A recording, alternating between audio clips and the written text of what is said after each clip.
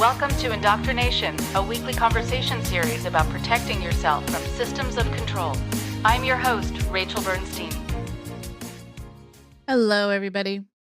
If you haven't already done so, please go to patreon.com/indoctrination to become a subscriber, to become a paid supporter of the show. Thank you to everyone who has already supported the show to help keep it going. And my team and I absolutely appreciate it. The rest I pay for out of pocket. And so help out if you can to keep it on the air. It's truly, truly appreciated. Please go to patreon.com/indoctrination if you get something out of listening to the show.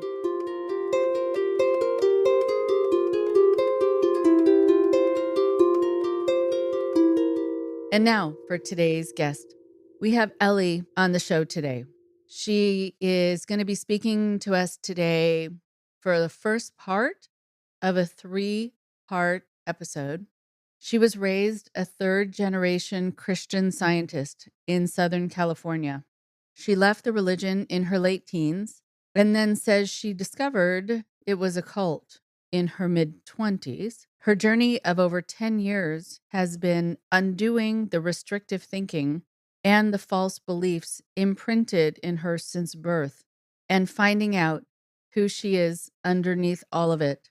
And she wanted to share it with you. Here's Elli now.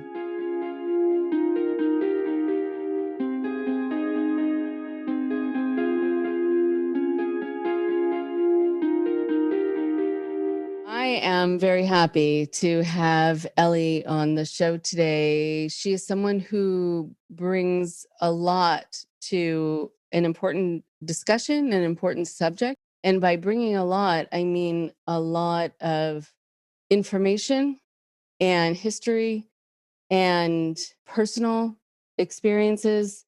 And so, being able to speak from her head and also speak from her heart. And she has a really nice way of talking about things and phrasing things. So she's going to be talking to us today about Christian Science and what it is and what it can create in people's lives and her experiences with it specifically. And we'll expand on all of that. Elli, welcome. Do you want to introduce yourself and say a little bit about you? I was raised in a suburb of LA, and I lived there basically my whole childhood until I was a young adult and had graduated college.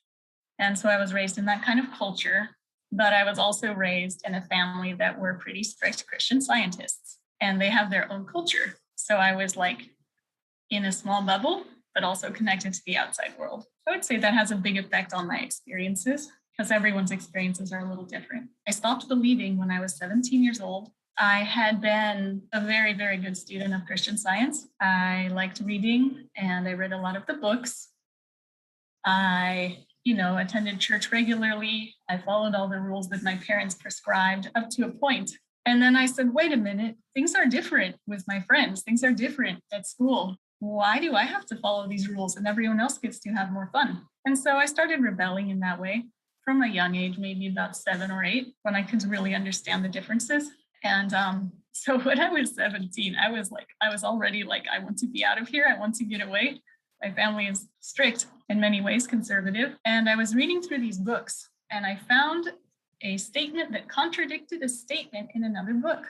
And I said, wait a minute, this lady, the founder, Mary Baker Eddy, she's supposed to be perfect. She's supposed to have all these words given to her perfectly from God.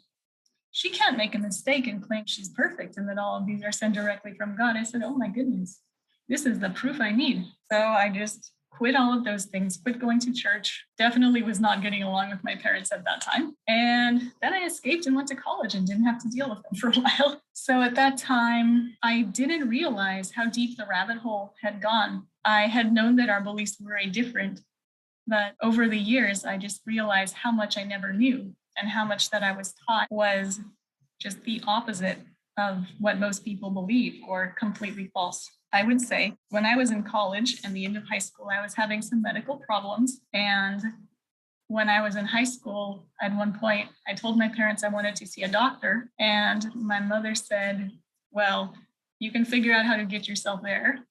which is kind of mean because I didn't have a car. I didn't know what insurance was. I had no idea how the whole system worked. So I gave up on that. When I was in college, there was like a student health center, and I still didn't know how the whole system worked. I had never been to a doctor, never had my temperature taken, did not have any vaccinations. I think the only medical treatment we had was Band-Aids. Like literally, that was it. No Tylenol, no Neosporin. I don't know what else people generally use, like nothing. So I get to college and I go to the doctor and I don't know how to describe anything that's wrong with me. I don't know how to describe pain. I don't know where it is. I don't know anything. And it's like 15 years ago, maybe more than that. It took years to understand how the medical system worked, the names of illnesses, how to explain things to the doctors. God, the first time I went to a doctor, I didn't know I was supposed to come back if it didn't work. I just thought I went and they would heal me and I was good. I was like, oh, that didn't work. Great. So in that way, I'm saying it's a very different world. It's a lack of knowledge is really big in Christian Science. Wow. Wow. I just wanted to say, I'm writing so much down just about how limited you are in being able to assess issues and know the system and know what's in place to help you. And also when you were saying about pain and where it is and just how to describe things, I can imagine what it might be like to be an adult going into a situation that and others probably where you think, I should probably know how to do this by now. And it seems that this is easy for the other people around me. And I'm assuming that those were overwhelming moments or maybe isolating moments. That is so true, Rachel. There are so many of those moments, and they still happen in smaller ways. I guess I would say confused and frustrated a little bit more because the doctors didn't understand what I didn't understand. I didn't know how to explain it. And people just assumed I knew what was going on. That was that whole assumption there. I didn't know how to explain. I wasn't really talking about I was raised in a culture, this and that. I would say, oh, I've never been to a doctor. Well, that doesn't explain the whole ideology that was going on there. Christian Science kind of teaches their followers to be afraid of doctors in a sense of, well, they've never been, so the unknown is scary. But they also say that if a Christian Scientist tries to use medicine for treatment, it will interfere with healing. In Christian Science, praying for healing is supposed to be the best way. So any person that goes to a doctor is kind of like betraying their beliefs and like not a very good Christian Scientist. There's a lot of other like beliefs around that, the fear and kind of rumors or things. You know, I also wanted to say, it's actually reminding me of us to a lesser degree in terms of seriousness and frustration. The whole idea of you don't know how to work the system because you haven't been taught. Once you know, then you know. But I remember taking my son for his first haircut. He was already about 3. His hair was beautiful, but it was getting in his eyes. And he hated the whole experience, even though we tried to make it fun and there was a lollipop involved, but still, it didn't matter. And he said afterwards, he said, phew, thank goodness I don't have to do that again. I know. And I thought, okay, I forgot that little piece of information. Oh. That hair grows back. It's not like cutting a doll's hair and you're like, oh, now you're stuck with that hairdo. When you're little, it feels like there's more space made for that. When you're older, the whole should comes in. Like, I should know how to do this. I should have learned this. And then who do you ask? You know, who do you feel comfortable asking? And that's part of the reason that I think I do this former cult member support group. So those kinds of questions can come up. What do you do if something breaks down or some real life thing happens and you feel like at your age, you don't feel comfortable asking someone in the general public because you don't know how they're going to respond. So go back to what you were saying, though, about treatment getting in the way of healing, which is so counterintuitive. Christian Scientists believe that everything that is material is not real. Anything material is something you can see with your 5 senses or touch, taste, smell, anything. But there's a spiritual version of it that's like an exact copy, and that's what's real. We can't see it.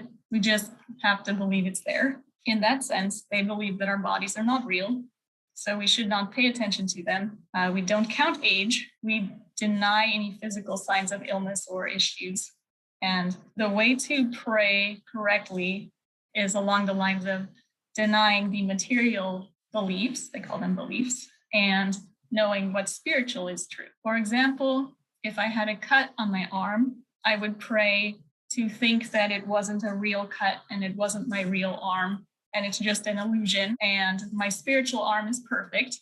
So I would just maybe put a Band-Aid on it, wash it off, put a Band-Aid and not look at it and repeat that kind of thing over and over in my head.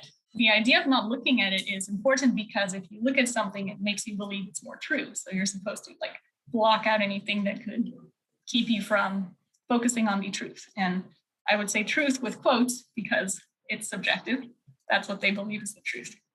So there are other things they'll do for praying. They will read the books, the King James Bible, and the Science and Health with Key to the Scriptures, which is the main textbook written by Mary Baker Eddy, and the 500,000 other books written by Mary Baker Eddy.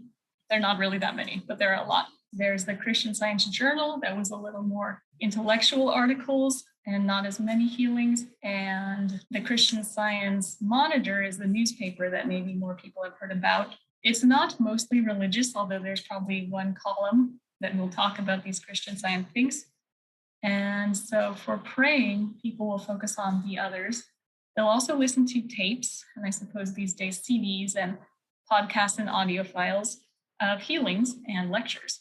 So they're just supposed to fill their mind with all these good things so they don't think about the bad. So they block it out, and so they're not tricked by it. There is a God, there is a Jesus, and there's error, or also called mortal mind or material mind. There's no Satan and no hell. And I'm not really sure what they believe about heaven. It was never made clear to me, to be honest, or what happens after we die. It's kind of vague and fuzzy. They don't believe in death anyway, because we don't really have material bodies. So that kind of makes it a moot point. So the idea is that we're perfect spiritual children of God, but this error tries to trick us into thinking that things are wrong with us. And that's what we have to fight against. We have to block out errors, suggestions, and focus on what's true.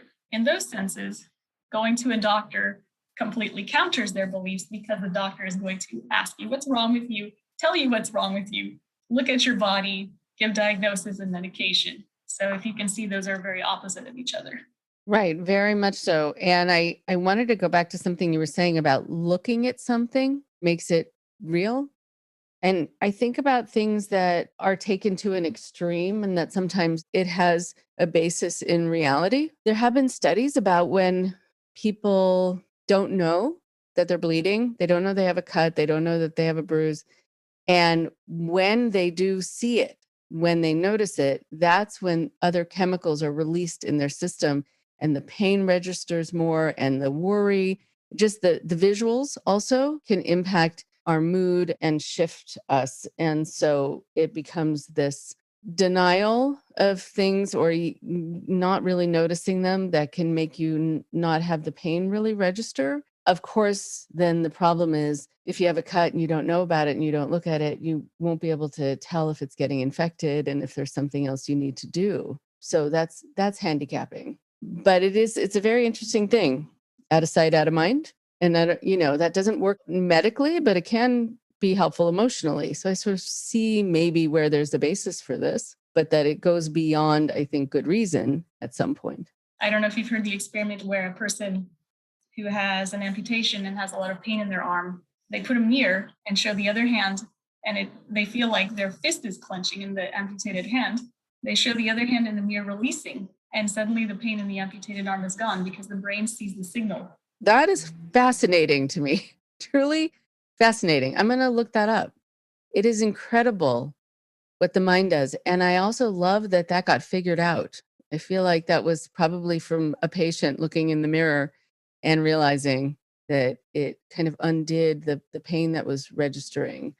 But how fascinating. This is like a new fascination of mine because of my history. Like you mentioned, if a person isn't thinking about something, they're not anxious and worrying about it, they're not focusing on it. That's part of the good side of the Christian Science beliefs, is avoiding that. At the same time, like you said, if they're not looking at it, they don't know what's going on and it can get worse. And there are some things that don't get better if you ignore them. Like if you break a bone and walk on it, that isn't going to get better. There are some conditions like diabetes, which people have died from, that if they're not treated, they can be fatal, and those kinds of things. That's where it goes to an extreme. Even that happened to me once. I had fallen on I think it was scissors or some kind of sharp tool. I didn't know it was there, and it cut into my leg.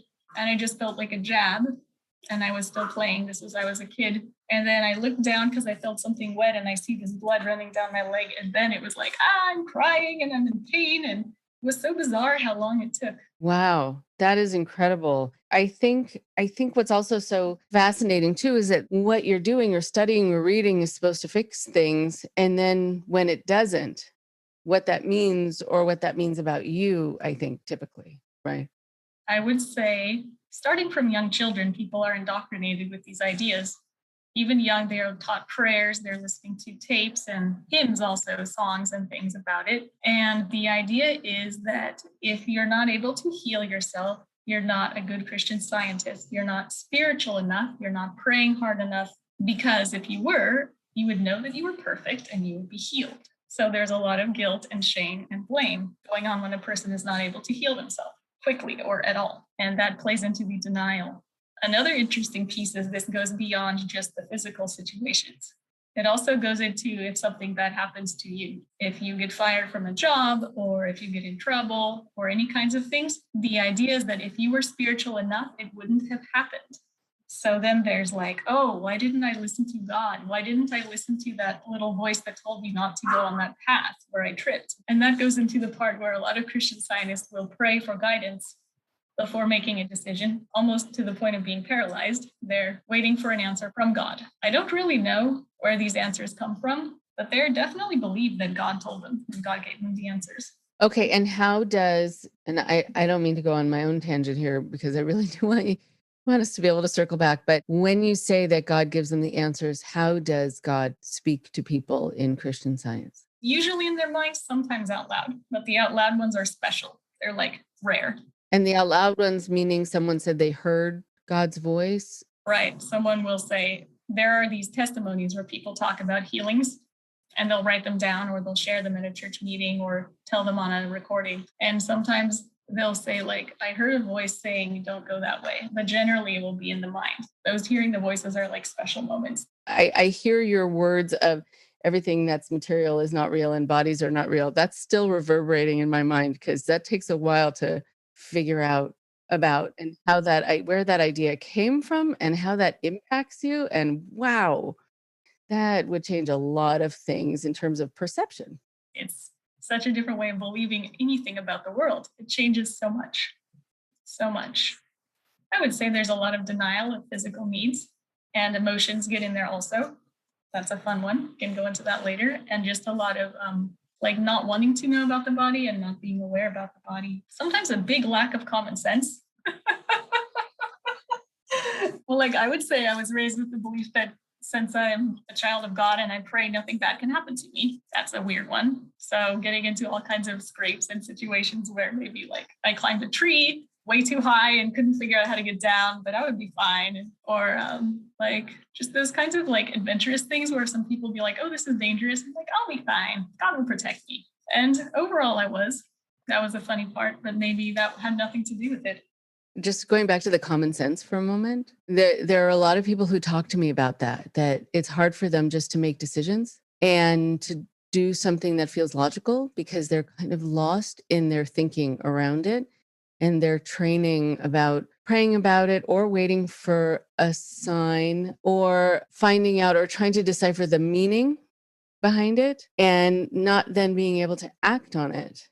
It can get very heady and needlessly so, having a hard time just making a spontaneous decision, I think, too, and being able to see things also with common sense. So how has that played out specifically from your life or the things that you've seen? Where has your upbringing gotten in the way of common sense? Starting with the basic idea that not everyone is a good person. We're taught to believe that everyone else is a perfect child of God and spiritual, and that we should love all of them. And turning the other cheek. Now, let me tell you how well that works in modern society. Do you think it works well? Nope. Because if you're that person, everyone else is like, hey, I can walk on her, I can step on her, I can take advantage. Not everyone, plenty of people. That did not work very well. Dating did not work very well for various reasons. Recently, I found out what bleach is used for. I never saw anyone use bleach. I never used bleach. And that's because they don't believe in germs. So there's no need to kill the germs if there's no germs. Wow, they don't believe in germs. Interesting. And this is where and hopefully we'll be able to talk about this, but this is where the term Christian Science starts to feel ironic, right? Under a microscope, you can see them. So I'm just wondering about, clearly, as you're talking, I'm getting a sense of there's a different definition to the word science in Christian Science. It's not Christian and it's not science. It's neither. But I think the founder picked two words that had good connotations and stuck them together and said, hey, this sounds good. So she was raised like Protestant Calvinist and borrowed all of those Christian terms to make it a religion, I would say, and gave them new definitions and new meanings. And why did she call it science? I'm not really sure about that part, but I think she said that she had discovered a divine science that would heal people. So she saw this as like a discovery of like a set of rules, like it was her own kind of science. This is in the late 1800s. I mean, science wasn't really that advanced. Medicine wasn't very advanced, and medicine could kill you just as well as it could make you better, like leeches and bloodletting and arsenic and whatnot. So I think at the time, people were like, yeah, it seems kind of scientific, sure. She got some of her principles from Vedanta and also from this guy she married for a while who was a mesmerist and hypnotist. And she claimed she didn't borrow anything from him, of course.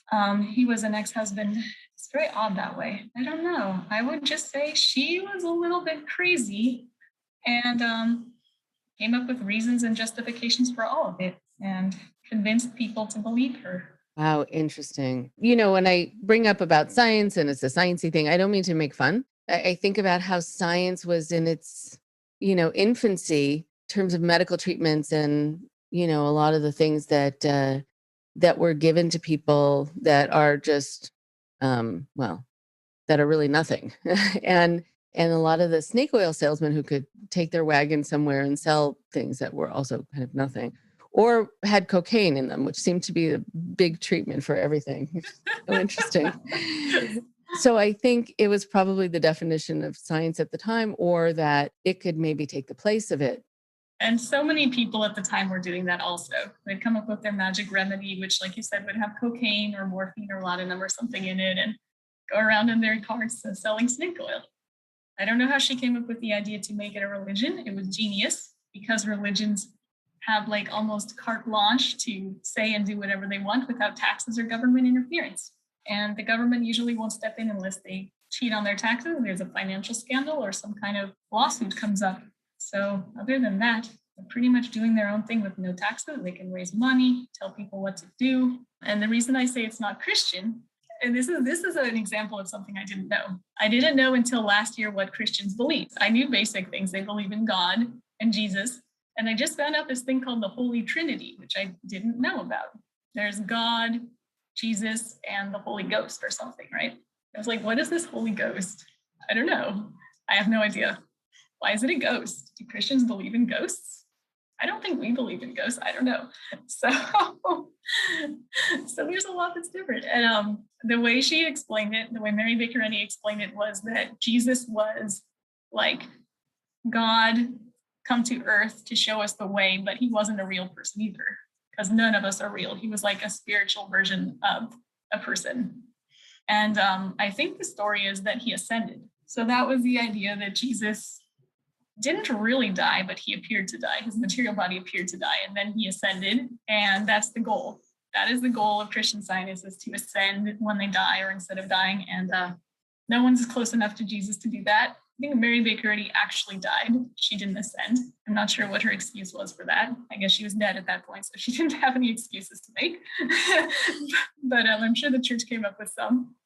They don't really believe that Jesus died on the cross because it was just his material body. And Mary Baker Eddy makes this like analogy to how it's like a metaphysical, mental concept and not an actual cross. They don't believe in sin. They don't believe that Jesus died for our sins to save us. Jesus didn't save anyone. I haven't read the books for a long time, but this is what I remember that I was taught. Again, everyone's a little different because in their own families, parents might focus on this or that. In some churches, there might be focus on this or that, but this is the general idea. And I feel like parents kind of make up things to fill in the gaps or like use what they were taught by their parents, and they're not really sure. know exactly how something works. They kind of do their own interpretation. Yeah, God is not a man in the sky. I don't know what God is. It's like a concept. It's like an invisible concept-y thing. So when people pray, they don't imagine anything they're praying to. And God doesn't have like human compassion, and God isn't angry and all those other things that I think I've heard Christian people say. It's very different. And there's no devil. I can't say what else exactly isn't Christian because I don't really know what Christianity is, but I just know there's differences. Oh, they don't do communion. They don't do baptizing. Right. So here, being raised Christian, but not knowing about what a lot of people know about who are raised Christian, it's another thing where you think, who do I ask?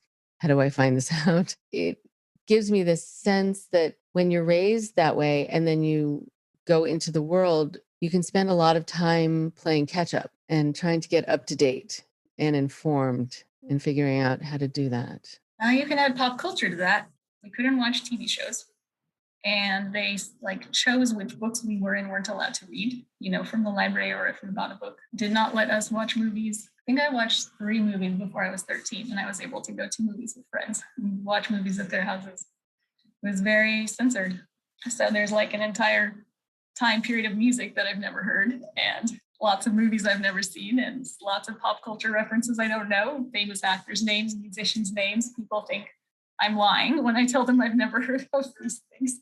No, just pretend I was raised on another planet or in another country. It's actually true. So then you were saying that there was a lot of history before when we were talking about sort of the origins. Was there more about the history before we kind of move into more about your particular experiences? One of the big stories is that Mary Baker Eddy slipped and fell on the ice and was very sick and almost died. And she was, I think, in bed praying for 3 days, and then she healed herself. And that's when this Christian Science was revealed to her from God. Now, the interesting part about that is that there are more than one date that she stated she slipped and fell in her writings. So the dates don't line up. The second interesting part is that she sued for injury from falling, although she claimed she was healed. Yeah, the truth is hidden.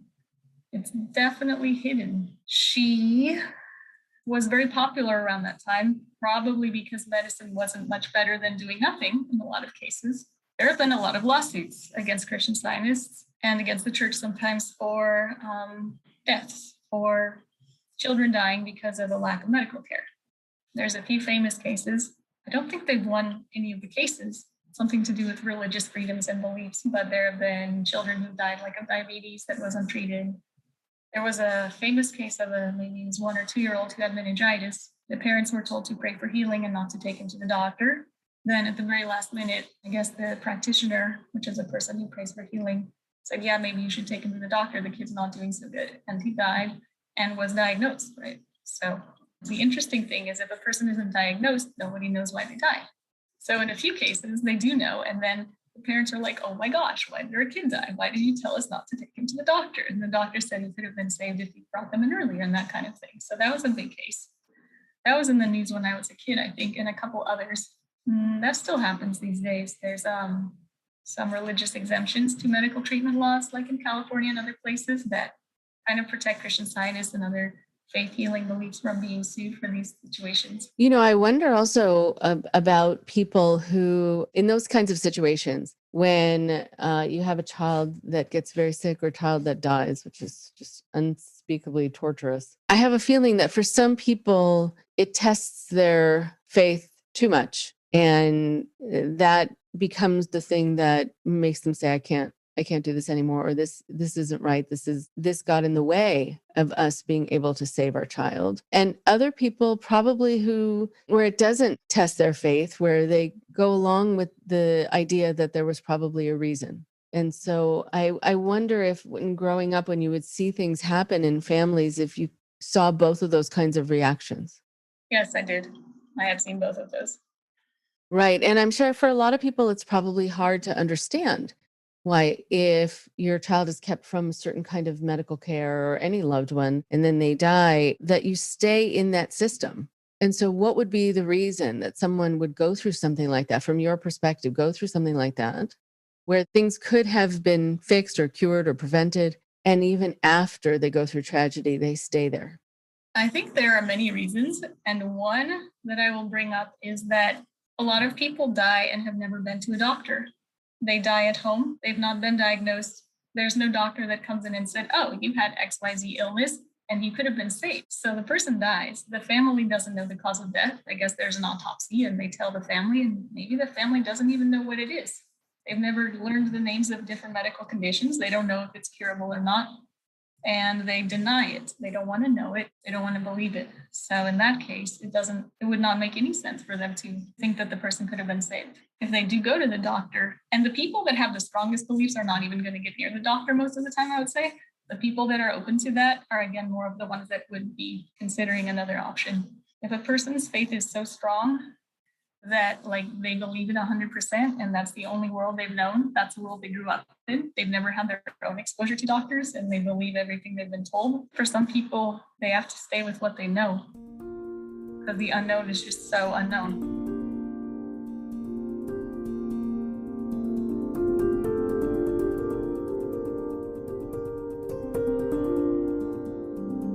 One more thing before you go. Thank you so much to Elli. And again, this is the first part of what became a 3-part episode. And then clearly, this is just the beginning. There's something that Elli talked about that I want to be able to go back to because it is so significant and it is so common. When she said that she didn't go to a doctor for a while, and even when she didn't know how to talk about what was wrong with her, kind of the language of pain, she said, or the language of any kind of symptom picture. There was also the fear, as she was taught, that if you talk about it or think about it, you're going to be creating it or making it worse, which in general life isn't the case. Yes, there are people who think too much about things, and yes, there are people who over worry, but being able to address what's wrong and then being able to go to a specialist, see a doctor about it, go to a therapist about it, actually helps you. It helps you be able to get the help that you're needing and hopefully be able to get some relief. What happens a lot with people who were raised in environments where there was a very strict teaching about what you were supposed to talk about and what you weren't, and also what you were supposed to be feeling and what you weren't. You get disengaged not only from yourself and your own symptoms, but from the vocabulary needed to describe it and the vocabulary needed to understand why you're having certain symptoms. Meaning, if you think that your headache is a message from God, you're not going to take medication for it. You're going to pray. And you might not call it a headache because you might not know that that's what it is. And you might then not learn what causes one. And it could be from something as simple as a food allergy or that you clench your teeth at night. And it's not necessarily a sign from on high. Many people who work with those who are in restrictive environments, who were raised in them, when they ask the question, and I'm saying this having learned this myself firsthand early on in my career, when they ask the question, well, maybe the reason that you're having these nightmares or a very quick trigger response to a loud noise or being touched is because you went through some abuse. Were you ever abused? There are many people who will say no, but they were abused. They just don't know it because it wasn't called that and they had no frame of reference for it. They didn't know this is something you go to the police for. They didn't know that there was a child protective service agency that could potentially help. They didn't know that the way they were being treated was considered wrong according to the law because it was either what they deserved or it was a form of a correction for them, or it was sometimes complimentary that the leader really saw you and your potential and was kind of giving you a harder time because they saw really that you could have a leadership position there. And so they were training you harder. Same thing with sexual abuse. If you're raised without boundary, what's considered abuse? I know that when I spoke with someone who was in his teen years, you could tell that he'd never been to a dentist and he had different conditions. He had a backache that he had never been treated for. He had no arches and flat feet, so his knees rubbed together. These are all the things that a pediatrician would check out early on. And these are all things a dentist would check on early on. But I remember saying to him, again, early in my career, do you feel that you were neglected? And he said no, because he didn't know that that is what happened. And so how do you define things? How do you know that you've been abused if you don't know what it is? And you also don't know it's wrong.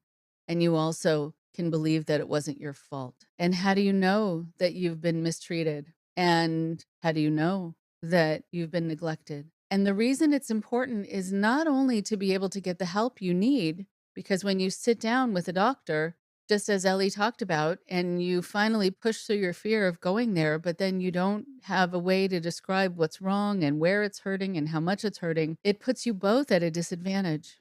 And so the other part that's important is for people to not think they're going crazy, for people to know that the symptoms they're having are directly correlated to their experiences of abuse or neglect or anything else, really. And so if they're having recurring nightmares, it's not a punishment and it's not a weakness. It's your mind processing something that's happened that was beyond what your system could take, or something that you witnessed that was so terrifying or disturbing, but that you weren't allowed to have your feelings about it in real time or talk to anyone about it. That happens for many people in these kinds of groups where they really do have to witness quite a lot. And they have to participate in neglect, in not being able to go to help a friend or a family member who is being mistreated. That also can create its own trauma. So part of the reason that I do the show and part of the reason I do this counseling is for people to be able to know to a much better degree what happened to them, so they can say it, they can get the help they need, they can honor it, they can define it, so it never happens again. Talk to you next week. Thank you very much for listening. Please support Indoctrination on Patreon at patreon.com/indoctrination. Be sure to give us a follow on our social media. Find us on Facebook and Instagram using @indoctrination_podcast. And for Twitter, find us at @_indoctrination. We love hearing from you too. So send us an email at indoctrinationshow@gmail.com. And for more updates on the show, visit our website at www.podpage.com/indoctrination.